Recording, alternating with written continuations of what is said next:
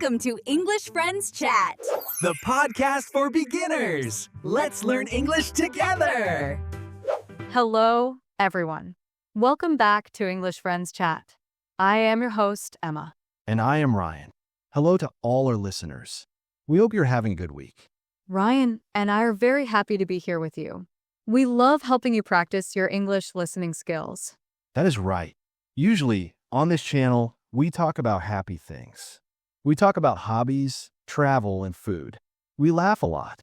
We do laugh a lot. But today, we're going to do something a little different. Yes. Today, we're going to talk about a serious emotion. We're going to talk about sadness. Sadness. It is not a fun topic, but it is a very important one. Absolutely. You cannot learn a language if you only know the happy words. Life has happy moments, and life has sad moments. Exactly. To be fluent in English, you need to know how to express your feelings when things are not going well. So today, we will talk about what sadness feels like. We will learn vocabulary to describe it. And we will talk about what to do when you feel sad or when a friend feels sad. Let's start with a very important sentence. Emma, can you say it? Yes. The sentence is, "It is okay not to be okay." That is powerful. It is okay not to be okay. What does that mean to you, Emma? It means that we are humans. We are not robots.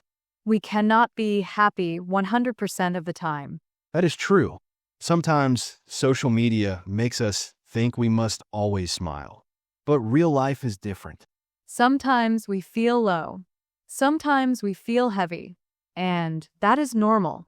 Let's look at some synonyms. In English, we don't always just say, I am sad. That is a bit simple. Sad is a good word, but we have more colorful ways to say it. One common phrase is feeling down. Feeling down. What does that mean, Emma? It describes your energy. When you are happy, your energy is up. When you are sad, your energy is down. Another very famous idiom is feeling blue. Feeling blue. Like the color. Yes, blue is a cold color. It is associated with rain and quietness. So if I say, Ryan is feeling blue, it means he is sad. Do you know where that phrase comes from? I think it comes from music, like the blues. Slow, sad music. That makes sense. Another phrase I use is a heavy heart. So we have feeling down, feeling blue, and having a heavy heart. It describes the physical feeling in your chest. When you are very sad, your chest feels tight and heavy.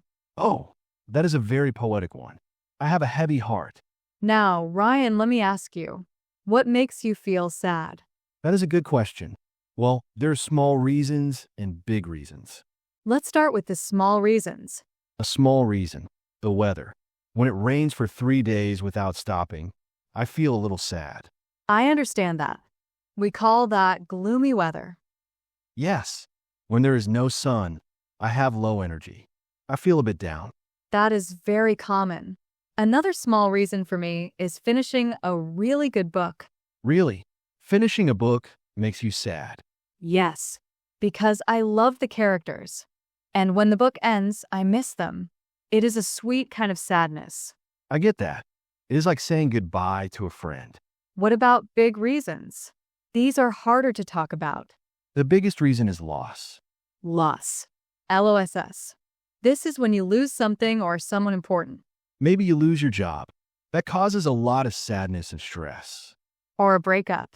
When a romantic relationship ends. That is a very painful kind of sadness. We call that a broken heart. Yes. She broke my heart. Or he has a broken heart. It feels like something inside you actually breaks. And of course, the sadness when someone passes away, when someone dies.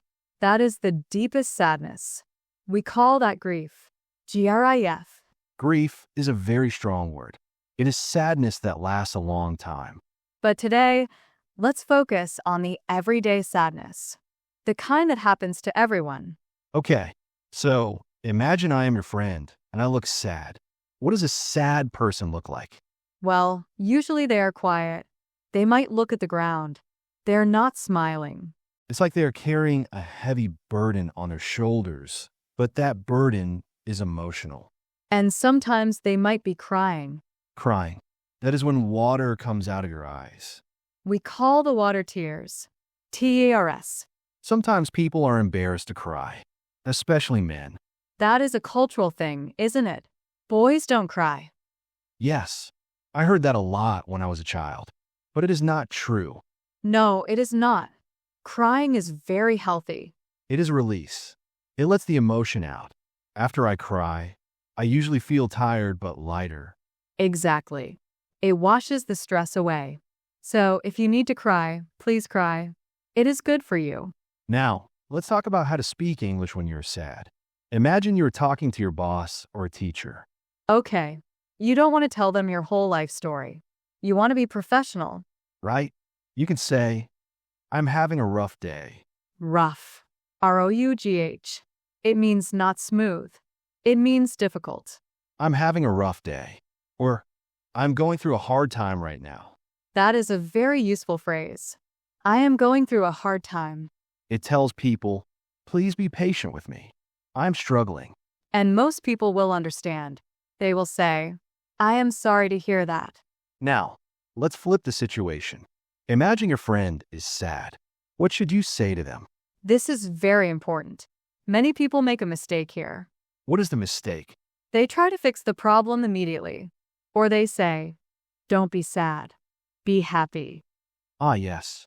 Cheer up. Cheer up. I do not like that phrase. Why not? It sounds nice.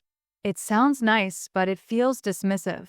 If I am very sad, I cannot just cheer up like magic. It makes me feel like my feelings are wrong. That is a great point. It is like telling someone with a broken leg to just walk.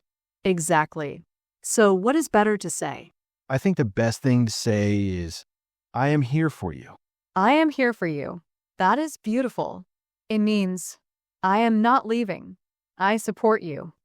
Another good one is, do you want to talk about it? Yes. Giving them a choice. Maybe they want to talk, maybe they don't. And if they tell you why they are sad, you should just listen. Active listening. You don't need to solve the problem. Just understand. You can say, that sounds really hard. Or, I am so sorry you are going through this. These phrases show empathy. Empathy. EMPATHY. Empathy is feeling what another person feels. It is connection. So we know how to say we are sad, and we know how to help a friend. Now let's talk about coping. Coping. That is a C word. COPING. To cope means to handle a difficult situation. How do you manage your sadness? Everyone copes differently. What do you do, Emma, when you feel blue? When I feel blue, I like to be comfortable. I put on my pajamas and I make a cup of hot tea. Tea is very comforting. It is warm, and I usually watch a movie. Not a sad movie. A funny movie or a familiar movie. So you distract yourself a little bit. You take a break. Yes. I treat myself gently. Like I am sick. I rest. What about you, Ryan? I'm a little different. When I'm sad, I have too much energy in my head. I need to move. So you exercise. Yes, I go for a long walk, or I go for a run. Fresh air is very good for sadness. Being in nature helps. Seeing the trees and the sky reminds me that the world is big. My problem feels smaller. That is a great strategy. Nature is healing. Another thing that helps is comfort food. Comfort food. These are foods that make us feel safe and happy. Usually foods we ate as children. For me, it is tomato soup and grilled cheese. Oh, that is a classic. For me, it is chocolate. A little bit of chocolate always helps. But we have to be careful not to eat too much, right? True. Eating the whole cake will not solve the problem, but a little slice is okay. Another way to cope is socializing. Being with people. Yes, sometimes when we are sad, we want to isolate. We want to be alone in a dark room. That is a natural reaction. We want to hide. Being alone for a little while is okay, but staying alone for days is not good. No. It makes the sadness grow. So, call a friend. Even if you don't talk about the sadness, just being near a friend helps. We call that a support system. Your friends and family are your support system. They hold you up when you're down. There is one more coping strategy one want to mention. It is a bit surprising. What is it? Helping someone else. Helping someone else. But I am the one who is sad. I know. But when you do something kind for another person, it changes your focus. Ah, I see. You stop thinking about your own pain. Yes. And it feels good to be kind. It boosts your mood. That is very wise advice. We have covered a lot of vocabulary today. Let's review some of the key words.